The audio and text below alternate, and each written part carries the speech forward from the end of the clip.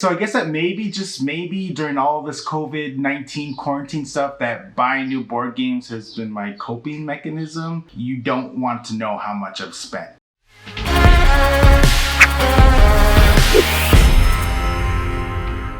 What's up, Meeples? Welcome to Hero of the Meeple, where we talk board games and more. COVID-19 quarantine, it's still happening for a lot of people. Some states are starting to relax things, but a lot of people are still choosing not to go anywhere and stay at home. One of the things that I've been doing, spending a lot of my time while being at home, is playing more board games. So at least that works out for me. Before I go deeper into this video, I just want to say I hope that you are doing okay. I hope you found something to help you cope through all of this. I know for me, it's buying board games and buying more board games and more. I have a problem. Hit that like button and maybe I'll feel better.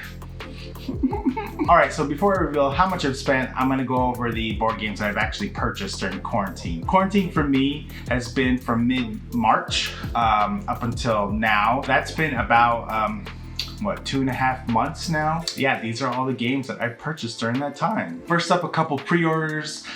Root, the Clockwork expansion, the Vagabond pack, and the Underworld expansion. Unfortunately, I did not get on the Kickstarter for any of the Roots, so I did order all three of those pre-order. I think I'm going to be receiving them later this month. For those of you who don't know Root, the core game is for 2 to 4 players. The expansions allow you to play up to 6 players. It's a asymmetric area control battling game where you play cute woodland warrior factions.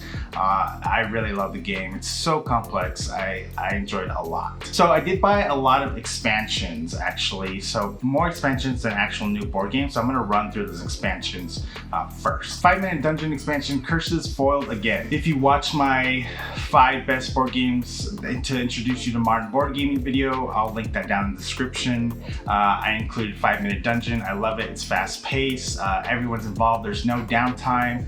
High adrenaline, heart pumping.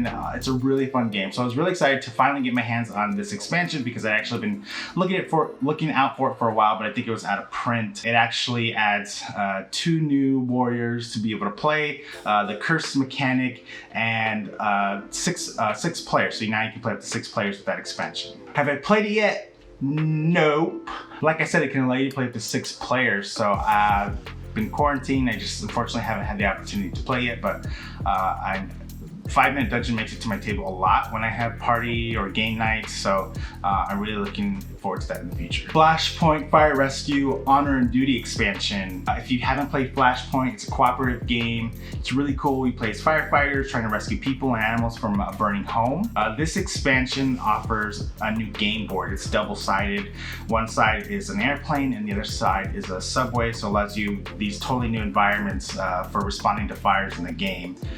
That's really it that it adds. Have I played it? No. Okay, I actually feel kind of guilty about this one because I really like Flashpoint and there's no reason why I can't play it even right now at home during quarantine. So I'll be doing that this weekend. King of Tokyo Sabertooth Monster Pack. King of Tokyo, such a cool game. I also included that in my 5 top board games introduced to modern board gaming. It's really easy to teach, so fun. And along the way, they've released a lot of new monsters for the game. I've gotten a couple, and I decided to pick up the Sabertooth. He's pretty cool. He actually transforms, so he's got 2 forms. He's got like his beast form and his robot form. Have I played it yet? No. Again, this is a game that's better for groups and we're quarantined and I haven't gotten the chance to, but I definitely will. Captain Sonar Operation Dragon expansion. Captain Sonar is my favorite big group game. It's for up to 8 players. It's cooperative competitive, so you play 2 teams against each other. It's such a fun game. Such a fun game. It's like modern team battleship. I don't know. It's really cool. The Operation Dragon expansion offers new playing mats, new playing fields, but also like a mini campaign. Have I played it yet?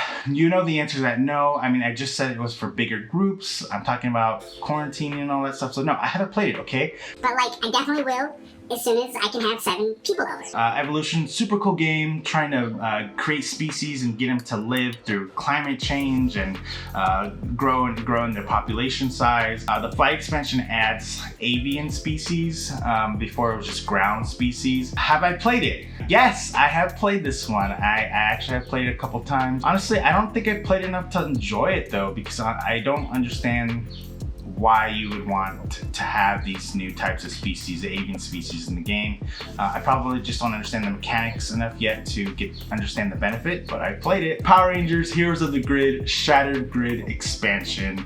If you've seen my content, you know that I love Power Rangers. You know that I love Power Rangers Heroes of the Grid game. It's so nostalgic. It's a lot of fun. I love the miniatures. I love painting the miniatures. The Shattered Grid adds content from the comic books, the Boom comic books, which are really good, by the way. If you're Power Rangers fans, you should be reading those.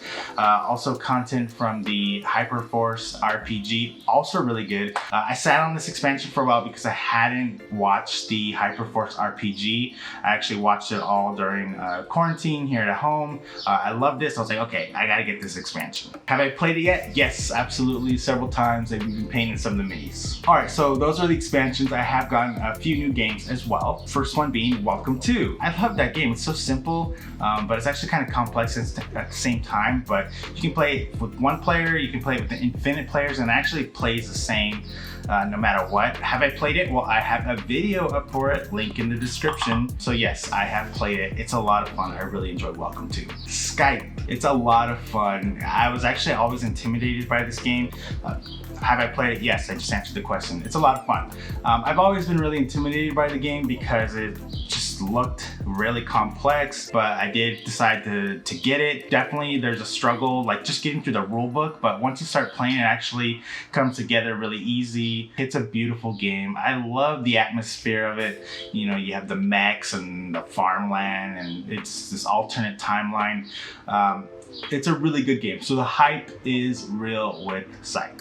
Dice Forge and Dice Forge Rebellion expansion. So a 2-for-1. I actually bought the game Dice Forge. Have I played it? I played it. I actually really enjoyed it. I thought it was a really cool game. I was really attracted to the whole forging your own dice thing. So I did. I bought it. I played it. I enjoyed it. But you know, I was like, is this game a little bit too simple for me? The mechanics were cool, but I think a little bit more on the simple side. So I looked online to see if there were any expansions, and there's the Rebellion expansion.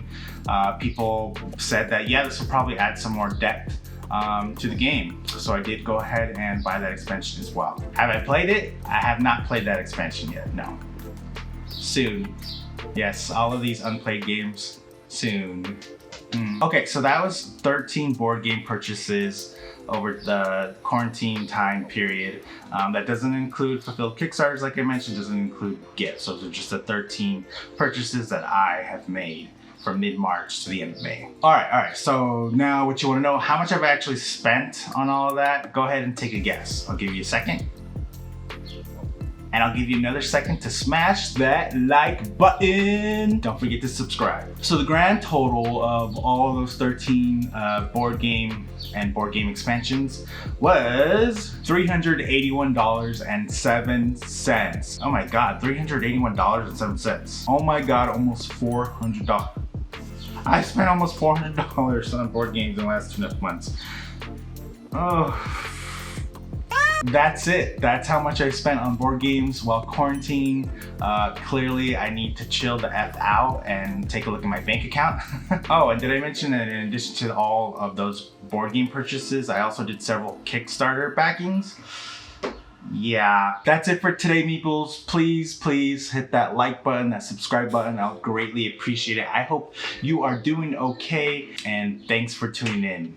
Meeples, I'll see you later. This hero needs to go pay off some credit card debt. Bye.